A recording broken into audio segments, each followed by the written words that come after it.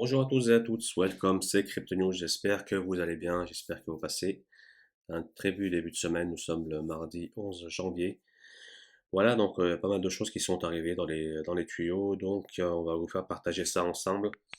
Notamment la grosse news du moment, c'est ce milliardaire qui a fait pas mal parler de lui et il risque de faire évoluer le monde du Bitcoin. On va parler aussi du wallet UTK de la plateforme qui a été racheté par Elrond. Donc on va voir ça ensemble.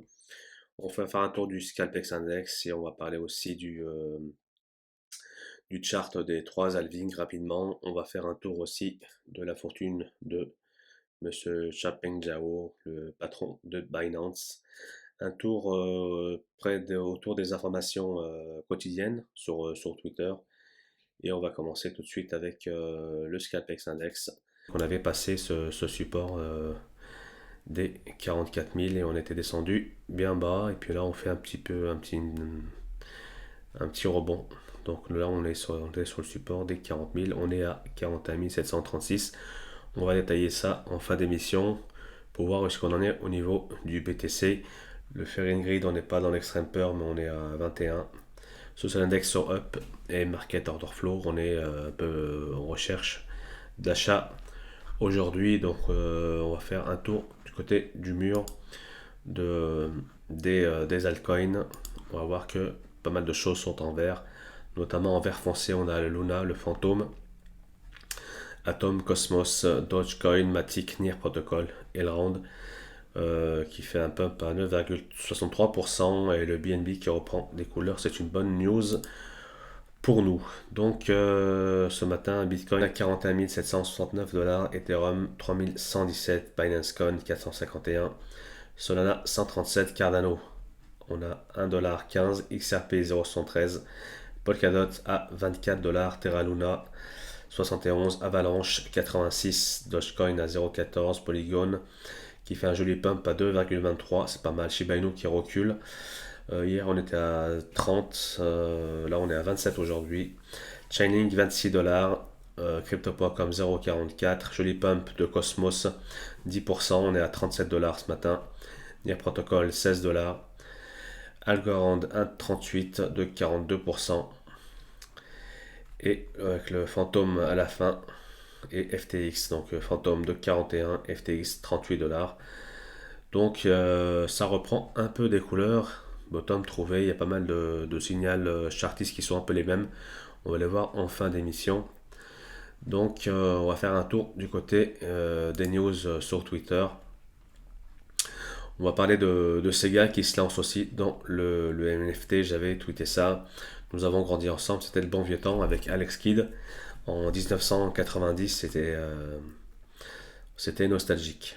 Steph Moon version 2 qui est listée maintenant chez Bitmart. C'est pour ça qu'on a un petit pump du côté de Steph Moon. Vitalik veut sortir une nouvelle arme secrète pour réduire les frais.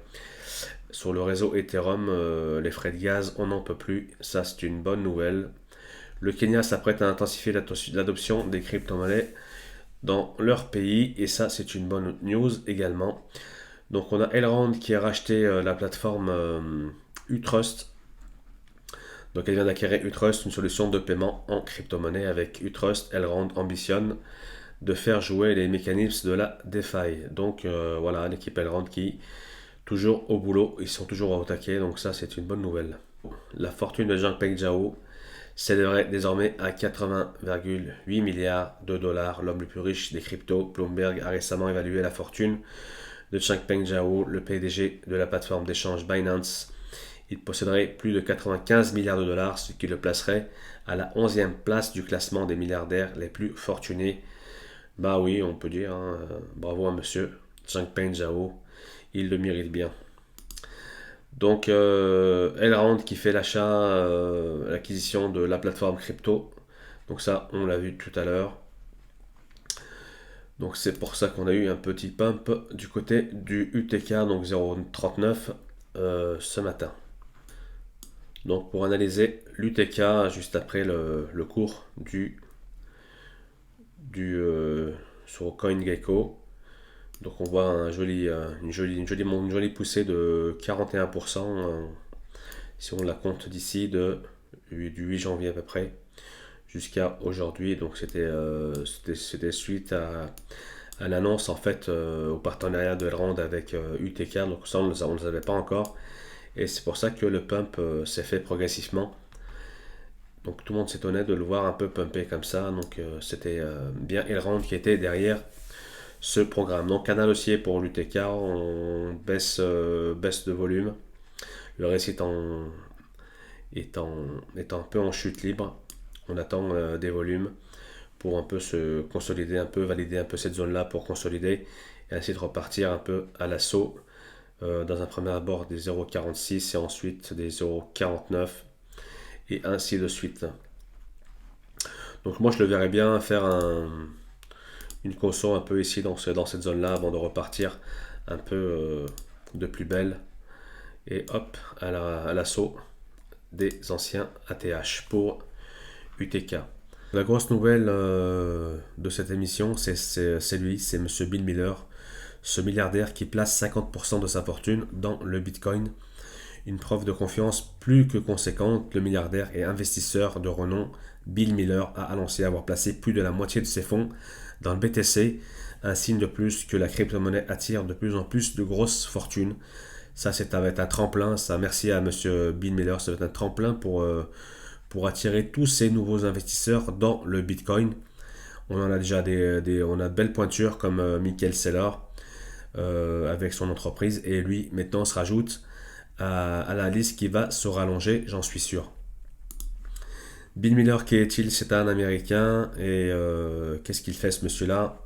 Bill Miller est un gestionnaire de fonds professionnels les plus réputés. Il est président de Legg Mason Capital Management et gère un portefeuille de 60,9 milliards de dollars d'actifs. Donc c'est pas n'importe qui, monsieur Bill Miller. Donc bienvenue à lui dans la cour du Bitcoin. Et à mon avis, ça ne va faire que monter en puissance. On va parler rapidement de ce chart que moi j'affectionne. Donc là, on voit les trois halvings. La ligne bleue, c'est 2012, 2016, 2016, 2020, 2020, 2020 à 2024.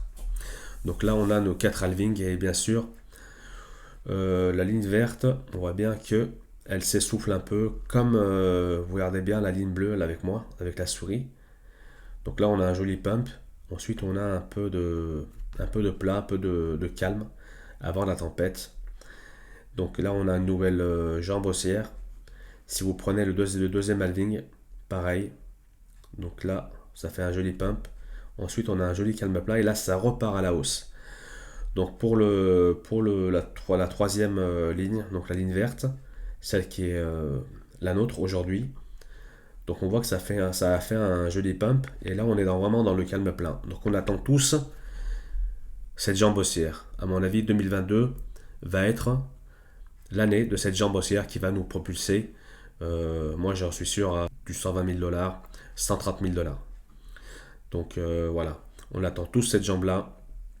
Et à mon avis, ça risque de pumper sévère. Vous voyez bien la belle courbe en orange et la belle courbe en bleu qu'on a là. Donc si on a la même ici, ça risque de faire pas mal de bruit. Donc celle-là, moi, j'attends vraiment avec impatience ce pump-là et tout le monde l'attend. Donc on verra par la suite. Donc l'avenir nous le dira. Donc Atom Cosmos contre l'USD, nous sommes en 1 heure, canal haussier. On est dans le canal haussier, mais là on vient de casser la trendline. Allons retrouver nos 35 dollars, puis les 34, les volumes ne sont pas là. RSI en baisse. Donc attention pour Atom Cosmos de ne pas se retrouver plus bas. Je vous passe le AVAX contre l'USD en 1 heure. Donc là, nous sommes en train de consolider en attendant une position acheteuse. Donc là, on est en train de consolider, d'accumuler un petit peu. Donc nous sommes dans la borne des... si on vient chercher ici 78 dollars jusqu'aux prochaines bornes, on est à 98 dollars. Donc on est en train de consolider, donc attendre de voir un peu les volumes pour chercher les prochains ATH. Donc ensuite on a un palier ici à 112 $. Ensuite on viendra chercher les 124 $ si ça se passe bien pour AVAX. Mais pour le moment nous sommes en consolidation, on accumule un petit peu, on attend de voir comment ça peut évoluer. Ensuite pour le BNB, on va aller faire un tour du côté du BNB, le token de gouvernance de Binance. Donc j'ai fait ce W. Donc il y a beaucoup de W qui se forment avec le moment du marché. Donc il y a pas mal de W qui se forment. Et les figures se ressemblent un peu toutes. Hein. Donc on va un joli W comme ça. Hop. Est-ce qu'on va passer... Est-ce qu'on a méché au 0,236 de Fibonacci? On a méché, on voit qu'on a testé la résistance. Et on est venu, hop, juste ici. Donc est-ce que ça va repartir? Donc on est toujours sous la EMA 21 et la EMA 50. Donc est-ce que ça va nous soulever un peu, nous supporter pour repasser au-dessus? Donc il manque un chouïa de volume pour faire repartir ce BNB au-dessus du 0,236 de Fibonacci qui se situe à 456. Et ensuite repartir un peu à l'assaut de 480 $. Donc si on passe un peu cette zone là, on voit qu'on va passer un peu de force. Donc on va sûrement arriver à 480 $ si on passe cette zone du 0,236 de Fibonacci. Pour BTC alors, qu'est-ce que ça dit? Donc on est toujours dans cette boîte in the box. Donc voilà pour BTC, donc on repart, on revient, c'est une accumulation. Donc on accumule un peu, donc j'espère qu'on va avoir un peu plus de FUD, de hype pour nous faire décoller ce Bitcoin. Donc on voit bien si on recule un petit peu, si on recule un tout chouïa, donc là, hop.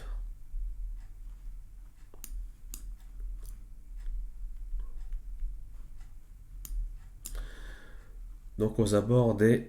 Donc là nous sommes à 41. Donc si on vient ici, déjà si on arrive à venir au 44, on a une belle poussée.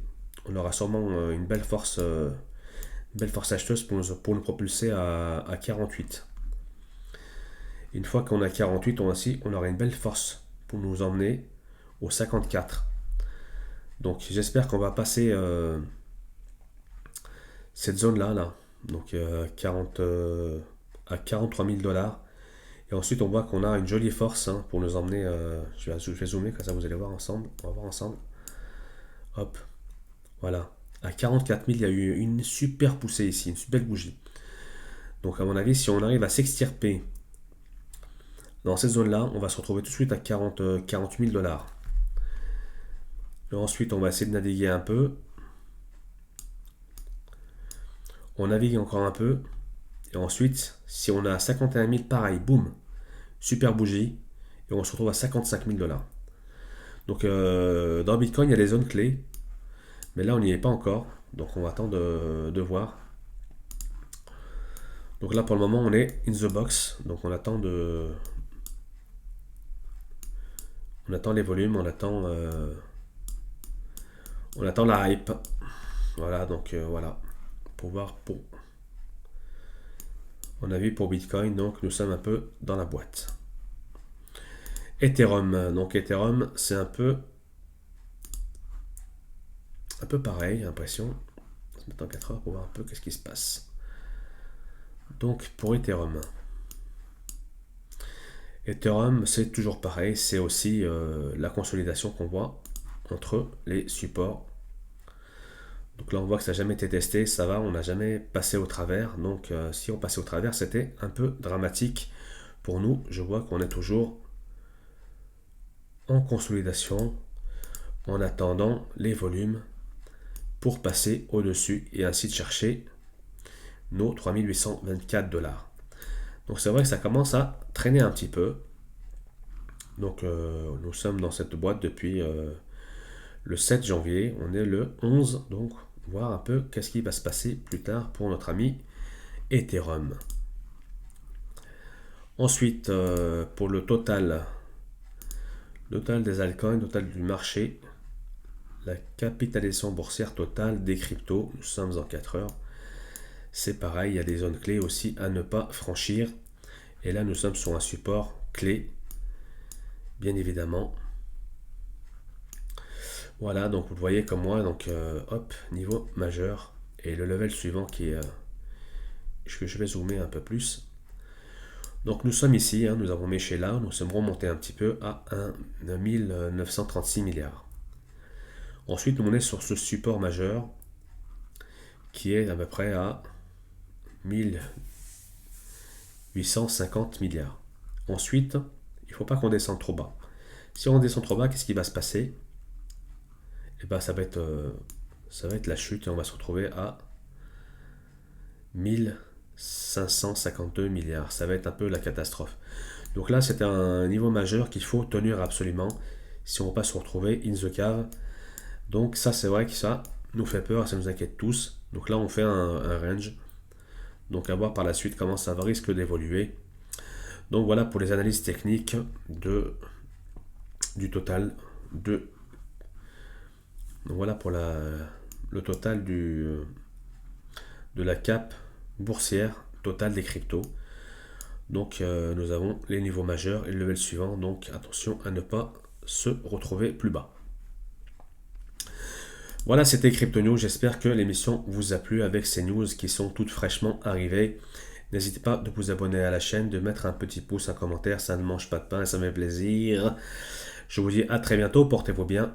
Ciao, ciao.